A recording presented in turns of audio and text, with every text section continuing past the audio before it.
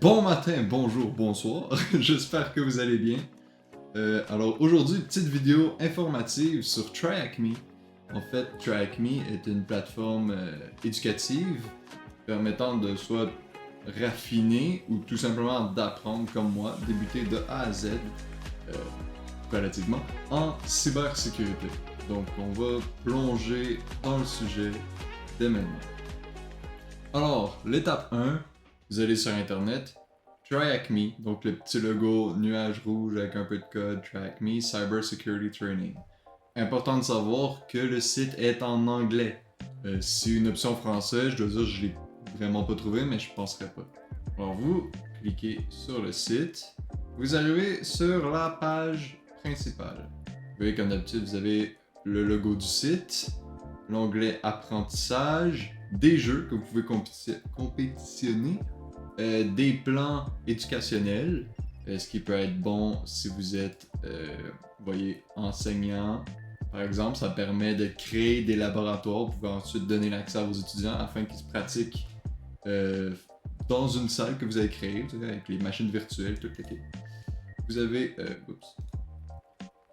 For Business, donc là, ça c'est plus pour les entreprises. Alors, c'est ça, vous pouvez vraiment voulez spécialiser votre équipe de TI, ça vous dit plusieurs entreprises, vous voyez KPMG, Google, Travelport, en tout cas, plusieurs entreprises qui font partie de ceux-là. Mais nous, ce qui nous intéresse pour la vidéo, donc moi c'est l'aspect dont je m'y connais, c'est comment s'apprendre. Comment utiliser le site afin d'apprendre la cybersécurité personnellement. Alors, pour commencer, vous arrivez sur la page principale.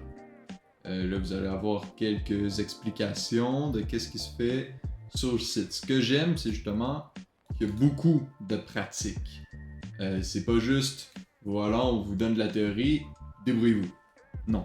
En fait, il y a beaucoup de théories écrites, important à préciser. Quelques-unes des salles d'apprentissage comportent une vidéo explicative.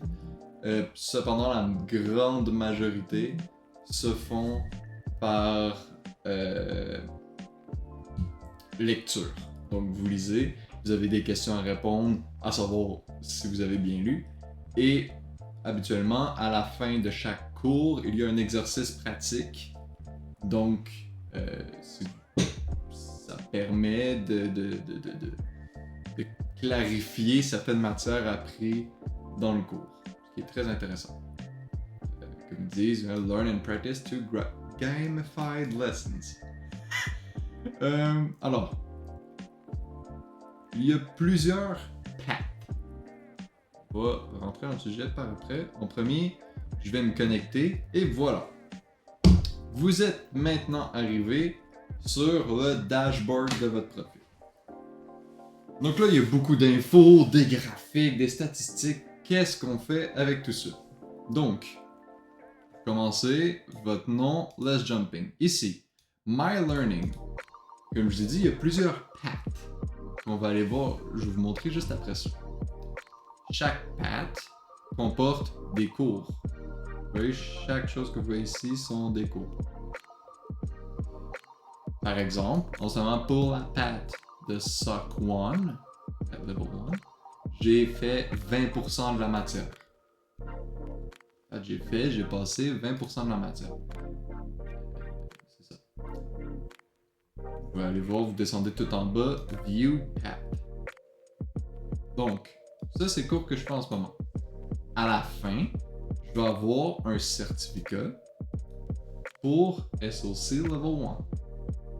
Soit un Junior Analyst Role Level 1. Donc là, vous avez ici exactement c'est quoi que vous allez apprendre dans ce cours. Donc comme là, ça dit que c'est le triage, le monitoring d'alert pour un tier 1. Donc monitor, investigate alerts, configure management security tools, develop and implement IDS signatures, escalate security incidents, the tier 2 and team lead if needed. Donc, pour pouvoir faire tout ça, qu'est-ce que vous avez besoin? Il est écrit en premier prérequis. Donc, vous voyez qu'ils disent qu'il faut au moins avoir une base informatique. Si vous n'avez pas de base en informatique, ne vous inquiétez pas, il y a une base, il y a une path, pardon, qui explique les bases.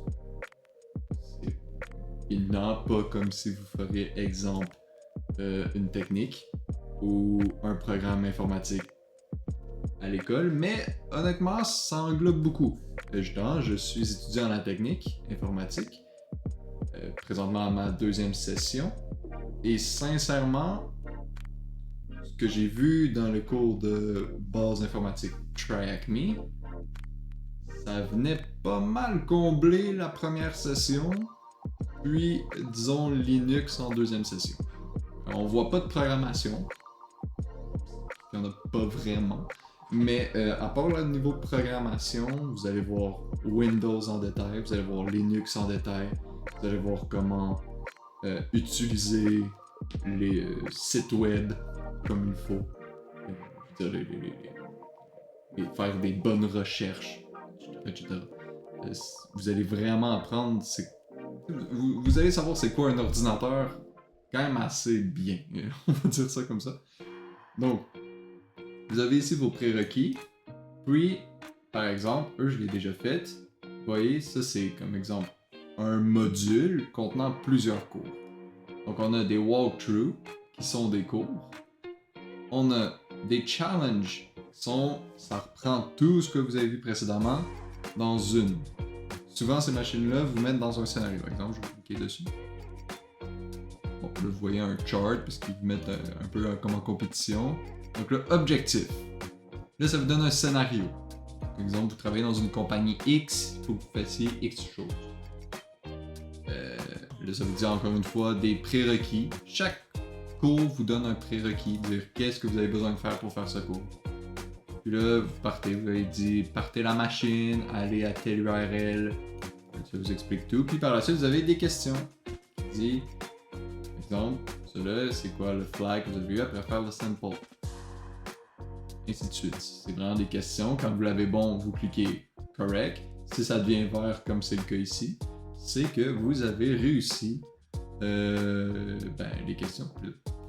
Aussi simple que ça. Donc, on est dans Learn. Vous voyez ce que je vous disais. Donc là, dans Learn, je vais vous montrer les paths en général. Vous avez le Learning Roadmap. Donc, premièrement, il y a le Pre-Security, qui est écrit Basic Computer Skill Required to Get Started in Cybersecurity. Comme je dis, ça c'est honnêtement un peu session 1, session 2-ish de la technique informatique, si vous voulez une petite standard. Après, vous avez Cybersecurity Foundations. Develop cybersecurity skills needed to enter any career in the industry. Cybersecurity 101, que j'ai fait aussi. Dans celui-là, ça vous mettez un peu le pied dans les domaines, les différents domaines de la cybersécurité, qui sont, par en dessous, les analystes, du moins ceux qui sont formés par le site, bien sûr, les analystes, les penetration testers et les security engineers. Exemple, moi, j'aime pas tant coder, donc déjà, security engineer, c'est pas tant fait pour moi. Penetration tester, très intéressant. Ça, c'est souvent plus que vous allez voir dans les films. D'habitude, c'est ça qui va intéresser un peu plus le monde vers la cybersécurité. Pourquoi? Parce qu'un penetration tester, c'est hacker quelque chose et essayer de rentrer dedans. C'est ça, vraiment. Penetration tester, c'est essayer de rentrer dans quelque chose. Un programme, un ordinateur, un appareil, peu importe. C'est ça. Et il y a le Security Analyst, ce que moi personnellement m'intéresse plus, qui permet, exemple, vous travaillez dans une équipe de TI, eh bien, analyser vos faiblesses, monitoring que personne est après attaquer. Donc en fait, les termes seraient Blue Team, Red Team. Je ne pourrais pas dire Security Engineer. Donc, Blue Team, vous vérifiez qu'il n'y a pas de Red Teamer qui essaye de vous attaquer. C'est quand même très Star Wars. Vous êtes un Jedi, Sith, ils sont là. Soyez sûr qu'il n'y a pas un Sith qui essaie de briser votre Sith. Vous comprenez? Donc, voilà, il y a différentes pads, puis là, ben, chaque...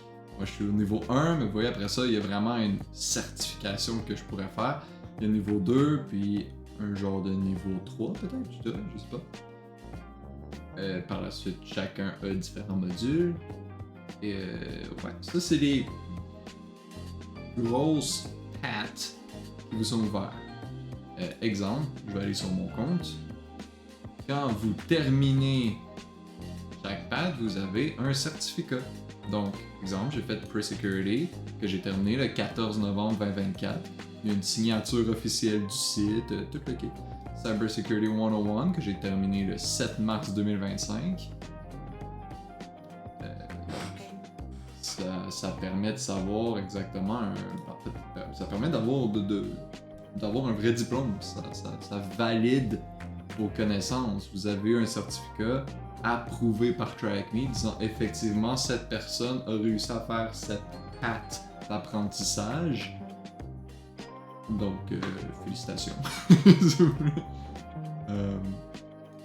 Après, vous avez les completed rooms. Les rooms sont les cours précis, tous les modules. Donc voilà, j'en ai fait 79 au total. Après les streaks, ça c'est les jours de suite que vous en avez fait. Là, comme vous voyez, hier par exemple, j'en ai pas fait, donc ma streak est retombée à 0. Les badges sont souvent des compétences ou des cours qui sont jugés plus compliqués souvent que vous avez réussi. Exemple, j'ai terminé les 3 cours de Linux, les 3 modules spécialisés Linux. J'ai terminé d'autres cours, j'en ai sur mes streaks. Et c'est ça, c'est juste des petits badges qui permettent de dire ah regardez moi j'ai terminé tel cours. C'est à peu près juste à ça que ça sert. Le rank, si vous êtes compétitif, ça donne quand même une petite estime. Vous voyez comme moi je suis dans le top 5, 5%, position 81 354. C'est votre position en points par rapport aux autres personnes sur le site. Donc là, en décembre, TrackMe a atteint 4 millions d'utilisateurs. Donc sur 4 millions, je suis le 81 millième 354. Ça, vous gagnez des points et montez en rank en faisant des cours. Chaque cours vaut un certain nombre de points. Souvent, plus que le cours est difficile, plus vous allez avoir de points. Et donc, plus vous avez de points, plus votre rank est haut.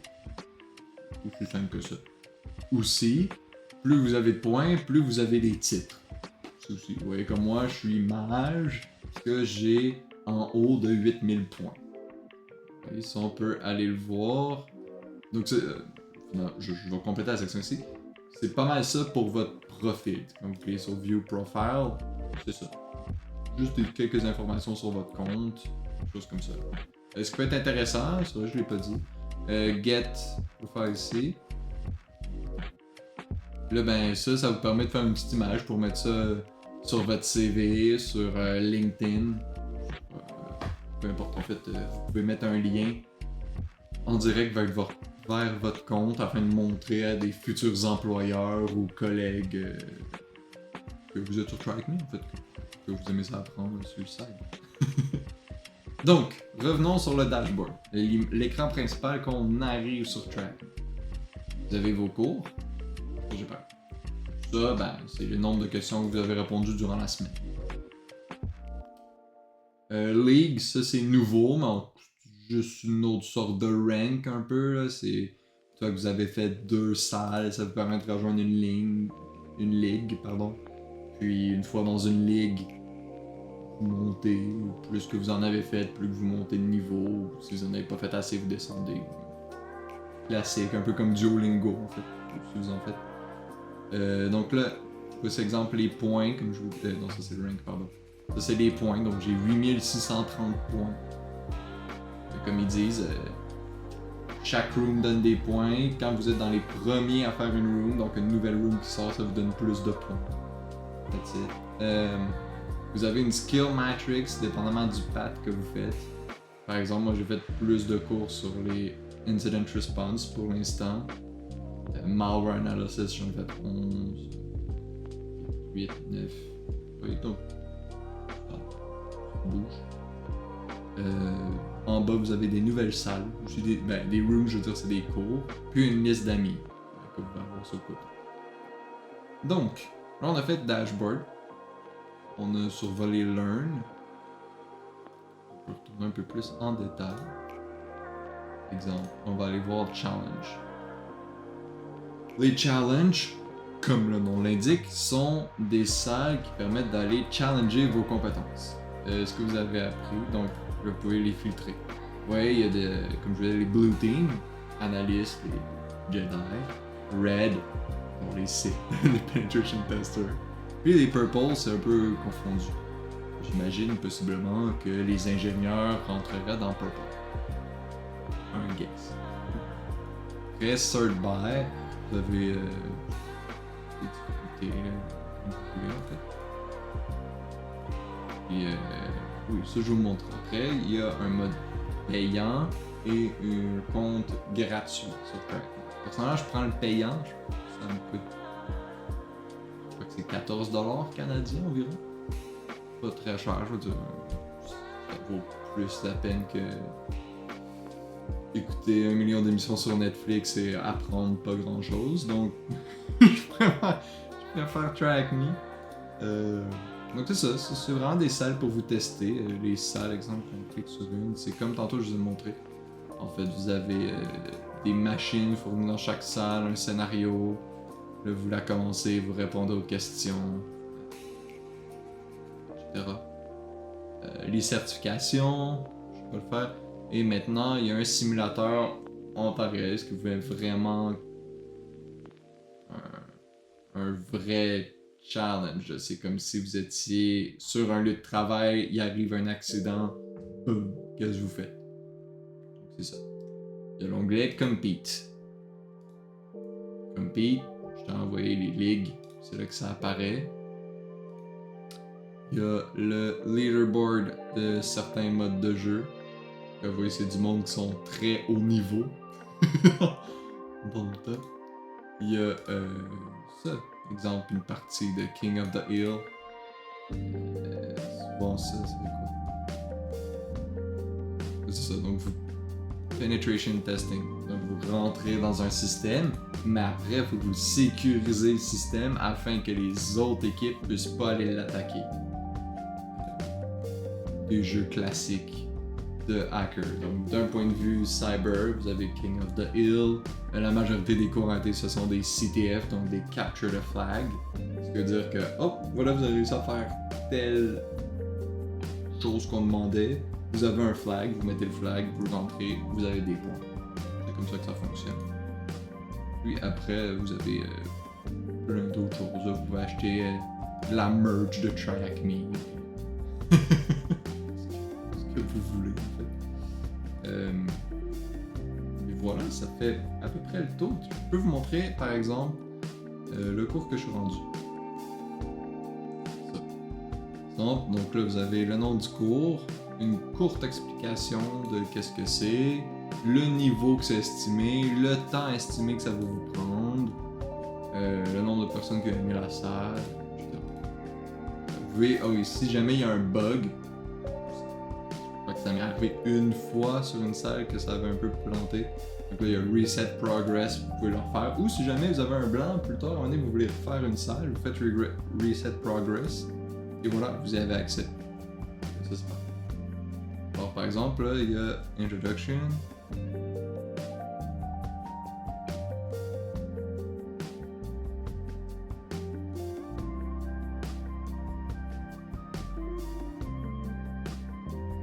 Oui, comme là, ils disent par exemple, avant de faire cette salle-là, faites le Network Fundamental. Parce que si vous comprenez rien au network, ben c'est sûr que ça va être dur d'analyser un trafic réseau. Ça fait du sens. Donc vous voyez, là, j'ai cliqué Correct.